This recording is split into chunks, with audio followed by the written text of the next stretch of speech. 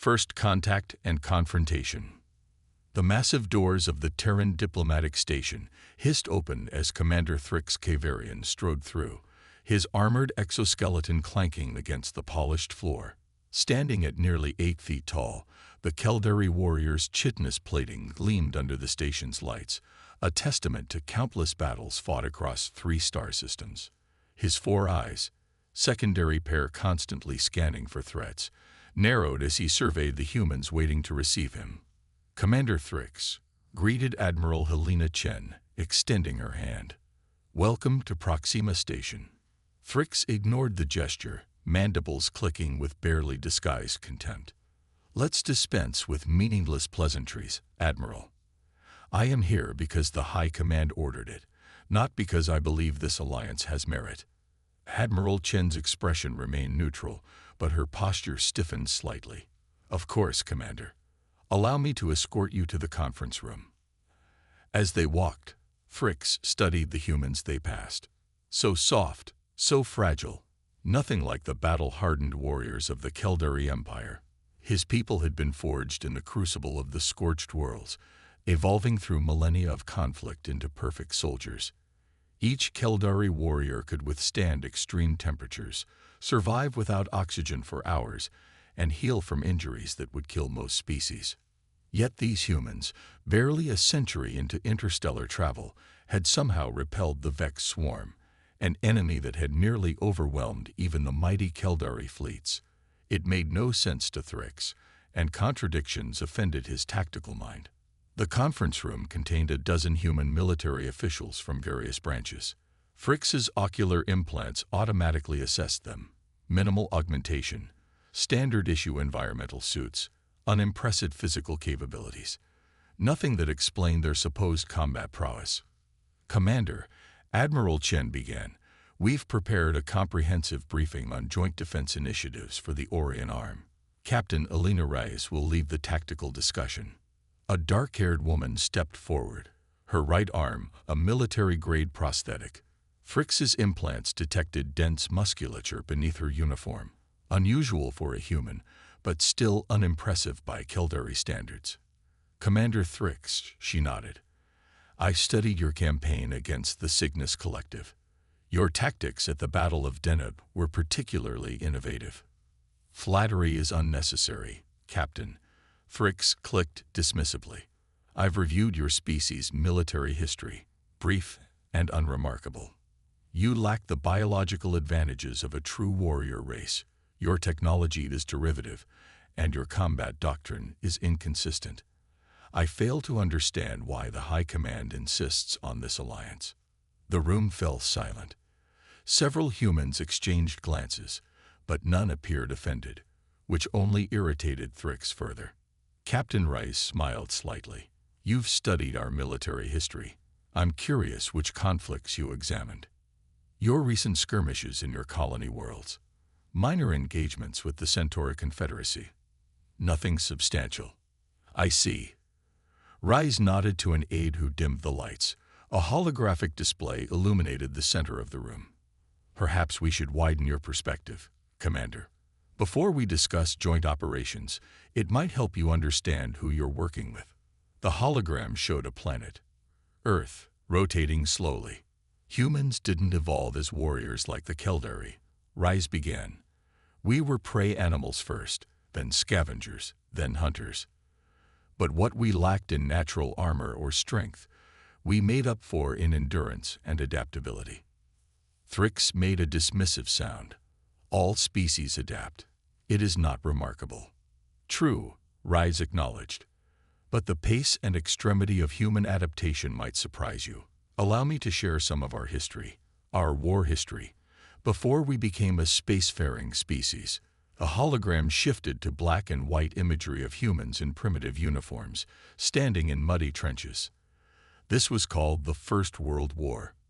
Millions of humans died in a conflict that lasted 4 years. Soldiers lived in trenches dug into the earth, surrounded by mud, disease, and constant artillery bombardment. Some men stood in water up to their waists for days, their flesh rotting while they remained at their posts. The images shifted, showing men charging across open ground toward machine gun emplacements. When ordered to attack, these soldiers left their trenches knowing most would die within seconds. Many attacks achieved nothing, yet they continued day after day, month after month, year after year. Thrix's secondary eyes blinked rapidly, a sign of confusion among his kind. This is inefficient warfare. Why would your commanders waste resources this way? That's a fair question, Rise replied. The answer reveals much about humans. These men continued fighting not because they believed they would survive, but because they believed their sacrifice mattered. Human warfare isn't just about tactical efficiency. It's about will. The hologram shifted again, showing cities reduced to rubble, massive explosions, and more sophisticated weapons. 20 years later, we fought an even larger war. The Second World War engulfed our planet. Over 70 million humans died. Cities were reduced to ash. And then, humanity created this. The hologram showed a mushroom cloud rising over a devastated landscape. The atomic bomb, a weapon that could destroy an entire city in seconds. We used 2 of them against an enemy that refused to surrender. And then we stopped, despite having the power to use more. Thrix's mandibles stilled. His species had developed similar weapons, but only after centuries of interstellar warfare. That humans had created such destruction, while still confined to their home planet, was unsettling. These conflicts are notable, he admitted reluctantly. But they occurred in your distant past. They hardly explain your species' current capabilities. Reyes nodded, and the hologram shifted again, showing humans fighting in various environments. Jungles, mountains, deserts. Even after developing weapons that could destroy our civilization, we continued fighting smaller wars. In Vietnam, American soldiers patrolled jungles for weeks, living with leeches sucking their blood and fungus growing on their skin. In Afghanistan, soldiers carried 100-pound packs up mountain ranges, fighting at elevations where the air is too thin to breathe normally. The images continued, showing wounded soldiers, field hospitals, and rehabilitation centers. When humans are wounded, Commander, we don't always die. Sometimes we adapt. The hologram zoomed in on a soldier with prosthetic legs running at high speed. This man lost both legs to an improvised explosive. Within a year, he was running marathons, races that cover 42 kilometers without stopping. Another soldier, blinded in combat, learned to echolocate like a bat, clicking his tongue to navigate his environment. Thrix shifted uncomfortably in his seat. The Keldari prided themselves on their regenerative abilities, but they typically discarded severely wounded warriors from combat roles. Physically, we may appear weaker than the Keldari, Rise continued. We lack your natural armor, your strength, your ability to survive extreme environments. But humans have qualities that aren't immediately apparent. A hologram showed a lone soldier, emaciated and injured, continuing to fight against overwhelming odds. A human can lose 30% of their blood volume and continue fighting. We can go without sleep for days, without food for weeks. When our bodies should shut down, something in us refuses to quit. Thrix's ocular implants detected elevated heart rates among the human officers, not from fear, but from something his translation system identified as pride. They believed what Reyes was saying, believed it deeply. Captain, Thrix said, his tone less dismissive now, these accounts are noteworthy. But isolated examples of endurance don't explain how your species repelled the Vex swarm with inferior technology and numbers. Reyes smiled. That's where you're wrong, Commander. It explains everything. The Vex expected us to surrender when they destroy our outer colonies. Instead, we fought harder. They expected us to break when they targeted civilian populations. Instead, we became more determined. She approached Thrix, fearlessly standing before the towering alien warrior. The Vex couldn't understand why we wouldn't calculate odds and surrender when defeat seemed mathematically certain. They couldn't comprehend why human soldiers would fly suicide missions to protect civilian transports, or why civilians would volunteer for dangerous missions with minimal training. Admiral Chen stepped forward. Commander Thrix, the Keldari are magnificent warriors. Nobody disputes that. But you've evolved to win through superior biology and technology. Humans evolve to win even when we're outmatched, because we refuse to accept defeat. Thrix was silent for a long moment, his four eyes fixed on the holographic images still cycling through scenes of human warfare. For the first time since arriving at the station, he felt something unexpected. Uncertainty. "I wish to learn more," he finally said. "Perhaps there is wisdom in this alliance after all." Understanding and transformation. 3 standard weeks after his arrival at Proxima Station, Commander Thrix sat alone in his quarters, surrounded by holographic displays. His exoskeleton was disengaged, a rare sign of vulnerability for a Keldari warrior. As he immersed himself in the military archives the humans had provided, the door chimed, and Thrix quickly reactivated his armor. "Enter." Captain Reyes stepped inside, carrying a small metal box. "Commander, I hope I'm not interrupting." "Your timing is acceptable," Thrix responded, though his secondary eyes remained fixed on a historical battle simulation. "I am studying your American Civil War. Brothers fighting brothers with primitive weapons, yet displaying remarkable tenacity." Reyes nodded, setting the box on a table. "That conflict shaped our nation profoundly. But I thought you might appreciate something more personal." She opened the box, revealing what appeared to be small metallic discs. "What are these devices?" Thrix inquired, mandibles clicking with curiosity. "Memory crystals. Voluntary recordings from human veterans across different eras and conflicts. Not tactical analyses or historical overviews, just personal experiences. If you want to understand human warfare, these will tell you more than any strategic briefing." Thrix carefully lifted one of the discs. "This is unexpected. In Keldari culture, warriors do not typically share their battle memories. Combat is considered a private communion with death. Humans are different," Reyes replied. "For us, sharing these experiences helps process them and ensures the lessons learned aren't forgotten. Some of these memories are centuries old, preserved through generations." After Reyes departed, Thrix inserted the first crystal into his neural interface. Immediately, his consciousness was flooded with sensory impressions, not just sights and sounds, but emotions, physical sensations, even smells. He was no longer Commander Thrix, but Private James Miller, a 19-year-old human male wading through the surf at Normandy in 1944. Bullets whizzed overhead, men screamed, and died all around him. Yet he pushed forward through paralyzing fear. Thrix felt the human's terror, his certainty of death, but also the inexplicable determination that kept his legs moving toward the beach. For hours, Thrix moved from memory to memory. A nurse in a field hospital working 36 hours straight, her hands steady despite exhaustion.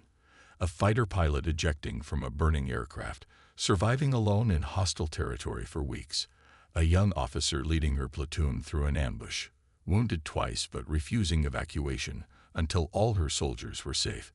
Each memory revealed something Thrix had never considered about human warfare, not just their physical resilience, but their psychological complexity. Humans fought not just with weapons and tactics, but with emotions Keldari warriors were trained to suppress. Love for comrades, hatred of enemies, fear transformed into resolve, grief channeled into determination. Most disturbing to Thrix was how often humans fought on despite knowing they would likely die. Keldari warriors were fearless, yes, but they were also pragmatic. A battle with no strategic purpose was avoided. A position that couldn't be held was abandoned. Humans, by contrast, sometimes fought simply because surrendering felt worse than dying. The station's alert klaxon jolted Thrix from his immersion. "All personnel to emergency stations. Incoming distress signal from mining outpost Theta 9. This is not a drill." Thrix rapidly re-engaged his full combat systems and headed for the command center. Admiral Chen was already coordinating the response when he arrived. "Situation report," he demanded, falling naturally into command posture. Chen nodded to him, a gesture of respect he wouldn't have received weeks earlier. Theta-9 reports catastrophic containment failure in their fusion reactor.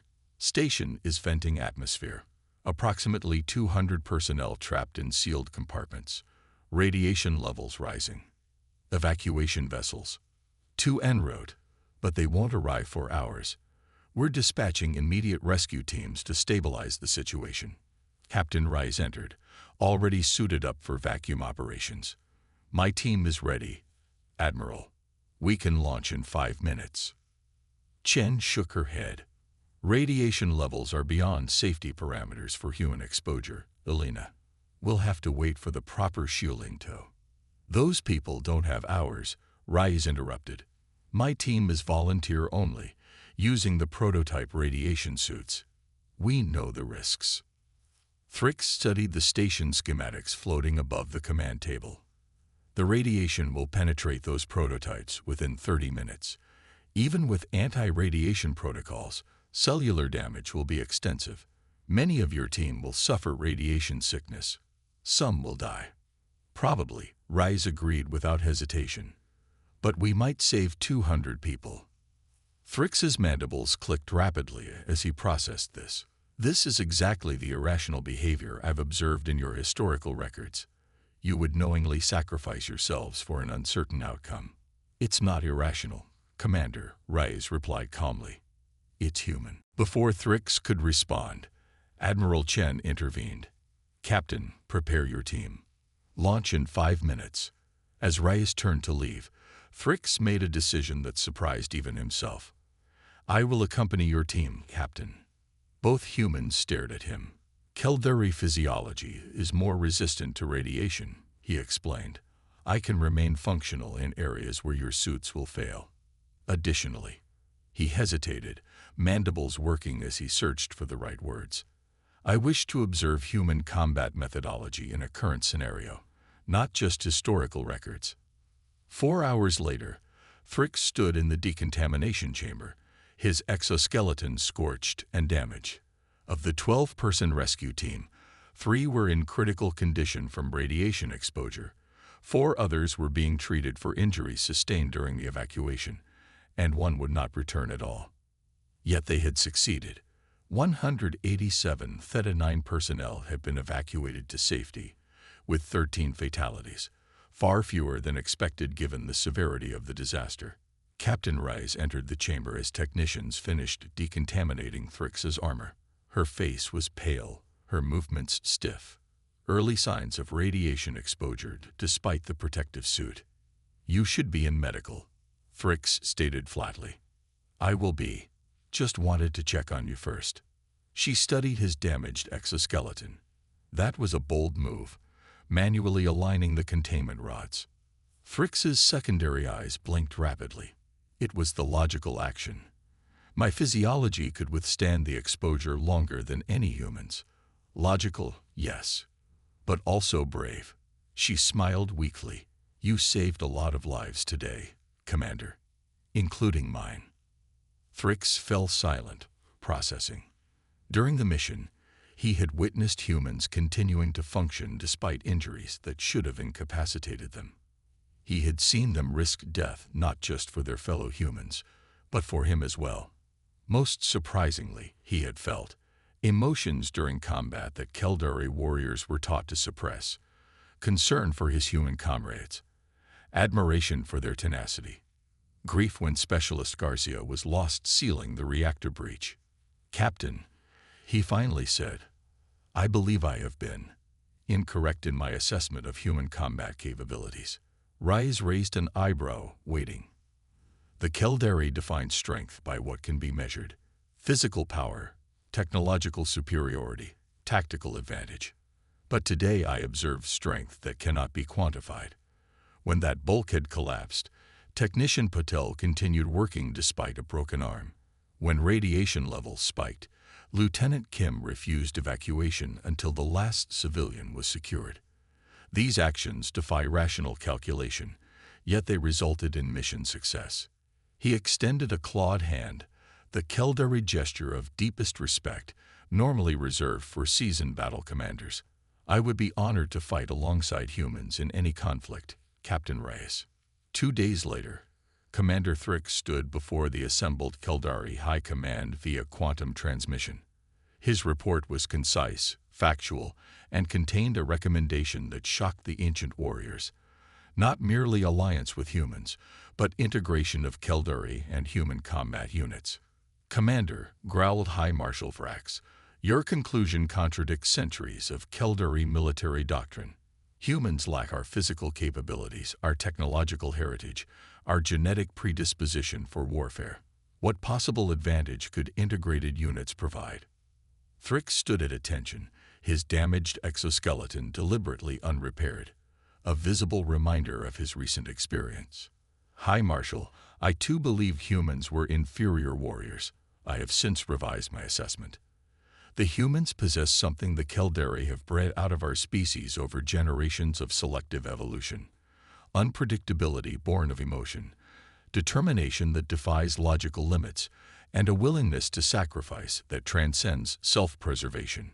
He uploaded the battle recordings from Theta 9, highlighting moments where human actions defied Keldari combat protocols yet achieved unexpected results.